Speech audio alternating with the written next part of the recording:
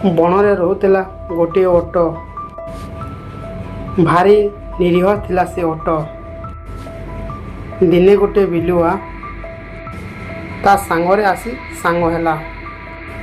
ବିଲୁଆ ଓଟ ସାଙ୍ଗରେ ଏମିତି ମିଶିଗଲା ଯେମିତି ତାକୁ ଆଗରୁ ଜାଣିଥିଲା। ଓଟ ବି ବିଲୁଆକୁ ଅତି ସହଜରେ ବିଶ୍ୱାସ କରି ନେଲା। ଦିନେ ଦୁଇ ଜଣ କଥା ହେଲା ବେଳେ ବିଲୁଆ କହିଲା, ଜାଣିଲ ଅଟୋ ଭାଇ, ନଈ ସେପଟରେ ବହୁତ ବଢିଆ ଫସଲ ହୋଇଛି।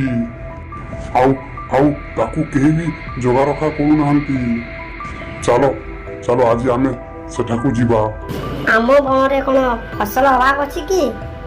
ସେ କଥା ନୁହଁ ଯେ, ବଣରେ ତ ଖାଲି ଗଛ ପତ୍ର ଅଛି, ଆଉ ସେଠି ତ ଫସଲ ଅଛି। ତମେ ଫସଲ ଖାଇବ, ମୁଁ ଆଖୁ ଖାଇବି। ମୋତେ କାହିଁ କିଛି ଠିକ୍ ଲାଗୁନି। ତଥାପି କହୁଛ ଯଦି ପରେ କେତେବେଳେ ଯିବା। ଓଟ ସିନା ନିରୀହ ପ୍ରାଣୀ, ହେଲେ ବିଲୁଆ ବହୁତ ଚାଲାକ। ତାର ଓଟ ସାଙ୍ଗରେ ସାଙ୍ଗ ହେବା ମୁଖ୍ୟ କାରଣ ଥିଲା ଓଟର ମାଂସ କିପରି ସେ ଖାଇବ। ତେଣୁ ଯୋଜନା ଅନୁସାରେ ସେ ନଈ ଆରପାରକୁ ନେଇ ତାକୁ ମାରି ତାର ମାଂସ ଖାଇବାକୁ ଚେଷ୍ଟା କରୁଥିଲା। ବିଲୁଆ ଏମିତି ବି ଯୋଜନା କରିଥିଲା, ଯଦି ଓଟ ମରିଯାଏ ତେଣୁ ସେ ଅନେକ ଦିନ ଧରି ତା ମାଂସକୁ ଖାଇପାରିବ। କିଛି ଦିନ ପରେ ସେ ଓଟକୁ ଆଉ ଥରେ ନଈ ଆରପଟକୁ ଯିବା ପାଇଁ କହିଲା। ଧ୍ୟାତ ଓଟ ଭାଇ, ତମେ ଏ ଗଛପତ୍ର କେତେ ଦିନ ଆଉ ଖାଇବ? ଏ ଗଛପତ୍ର ଗୁଡ଼ାକୁ ଖାଇ ଖାଇ ତୁମକୁ କ'ଣ ଖରାପ ଲାଗୁନି? କେତେ ଦିନ ଏଗୁଡ଼ା ଖାଉଥିବ? ଗୋଟେ କାମ କରିବା, ନଈ ଆରପାରକୁ ଯାଇକି ଫସଲ ଖାଇକି ଆମେ ଫେରି ଆସିବା। ଏଥର ଓଟ କିନ୍ତୁ ମନା କରିପାରିଲା ନାହିଁ। ସେ ନଈ ଆରପାରକୁ ଯିବା ପାଇଁ ଅତି ସହଜରେ ମାନିଗଲା। ହଉ, ଏତେ କରି କହୁଛ ଯଦି ଯିବା। ତାହେଲେ ଚାଲ ନଈ ଆରପଟକୁ ଯାଇ ବୁଲି ଆସିବା। ଓଟ ପିଠିରେ ଯାଇ ବସିଲା ବିଲୁଆ, ଆଉ ଦୁହେଁ ସାଙ୍ଗ ହୋଇ ଚାଲିଲେ ନଈର ଆରପାରକୁ। ନଈ ଆରପଟରେ ଥିଲା ବହୁତ ଗୁଡ଼ିଏ ଫସଲ, ଆଉ ତାକୁ ଜଗିବା ପାଇଁ ଥିଲା ଜଣେ ଚାଷୀ। ସବୁଠୁ ବଡ଼ କଥା ହେଲା, ଚାଷୀ ଜଗିଥିବା କଥା ବିଲୁଆ ଜାଣିପାରିଥିଲା। କିନ୍ତୁ ଓଟ ମାଂସ କିପରି ତା ପାଟିରେ ପଡ଼ିବ, ସେଥିପାଇଁ ସେ ଯୋଜନା କରୁଥିଲା। ଓଟ ଓ ବିଲୁଆ ଫସଲ ଖାଇବାରେ ଆରମ୍ଭ କରିଦେଲେ, ଆଉ ଦ୍ୱିପହର ବେଳକୁ ଚାଷୀର ବିଲରୁ ଅଧା ଫସଲ ଖାଇଦେଲେ। ଚାଷୀ ଏ ବିଷୟରେ ଜାଣିନଥିଲା, କାହିଁକି ନା କୌଣସି ପଶୁ ବିଲରେ ପଶି କେବେ ଫସଲ ଖାଇନଥିଲେ କି ନଷ୍ଟ ବି ନ କରିଥିଲେ। ଓଟ ଭାଇ, ତମର ସରିଲା କି? ନା ନା, ମୋର ସରିନି। ଏହି ଫସଲ ଏତେ ବଢ଼ିଆ ଲାଗୁଛି ଯେ ଖାଇବାକୁ ବହୁତ ମନ ଲାଗୁଛି।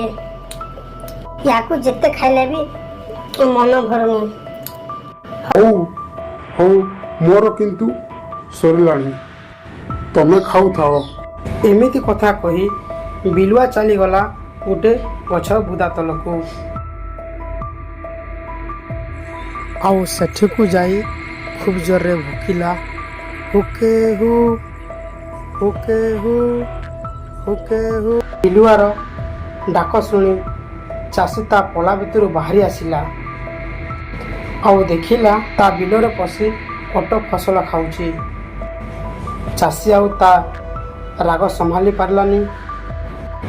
ହାତରେ ଥିବା ଠେଙ୍ଗା ଓଟ ଉପରକୁ ଖୁବ୍ ଜୋରରେ ଫୋପାଡ଼ିଲା। ହେଲେ ଓଟ ଖସିଯିବାରୁ ଠେଙ୍ଗାଟି ତା ଦେହରେ ବାଜିଲାନି।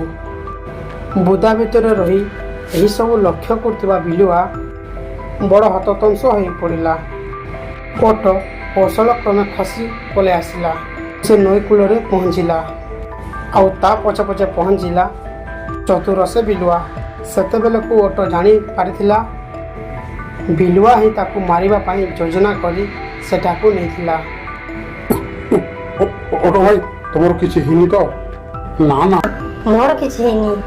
ହେଲେ ତୁମେ ଫସଲ ଖାଇସାରିଲା ପରେ ତୁମେ ବୁଦା ପାଖକୁ ଯାଇ ଭୁକିଲ କାହିଁକି?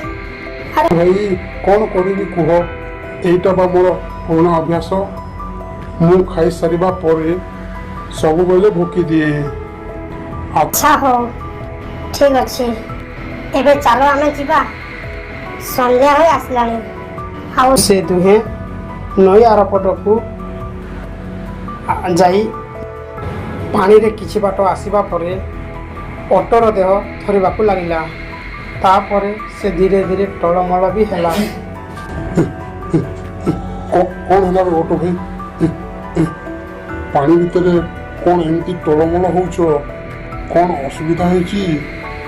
ଏ ଏ ଏ ଏ ଏ ଭାଇ କଣ କରିବି କହିଲୁ? ଏଇଟା ବା ମୋ ପୁରୁଣା ଅଭ୍ୟାସ। ମୁଁ ଖାଇସାରିବା ପରେ ଟିକେ ହଲଚଲ ନହେଲେ ମୋର ଖାଦ୍ୟ ହଜମ ହୁଏନି। ଟିକେ ଆସ୍ତେ ହଲଚଲ ହଉନୁ, ମୁଁ ବା ପାଣିରେ ଗଳି ପଡ଼ିବି। ହଉ ହଉ, ବ୍ୟସ୍ତ ହନା। ଓଟ କିନ୍ତୁ ବିଲୁଆକୁ ମିଛ ଆଶ୍ୱାସନା ଦେଲା। ସତରେ ସେ ଜାଣିଶୁଣି ବିଲୁଆକୁ ପାଣିରେ ପକାଇଦେଲା। ଆଉ ସନ୍ଧ୍ୟା ପୂର୍ବରୁ ସେ ରହୁଥିବା ବଣ ଭିତରେ ଯାଇ ପହଞ୍ଚିଗଲା। ତା ଭିତରେ ବିଲୁଆକୁ ମାରିବା ପାଇଁ କୌଣସି ତାର ଯୋଜନା ନଥିଲା, କାହିଁକିନା ସେ ଜାଣିଥିଲା ବିଲୁଆ ବିଶ୍ୱାସଯୋଗ୍ୟ ପ୍ରାଣୀ ନୁହେଁ। ତେଣୁ ବିଲୁଆ ସହିତ ବନ୍ଧୁ ବାନ୍ଧିବା କିମ୍ବା ତା ସାଙ୍ଗରେ ସବୁଦିନ ତା ସାଙ୍ଗରେ ରହିବା ତାର ସମ୍ଭବ ନଥିଲା।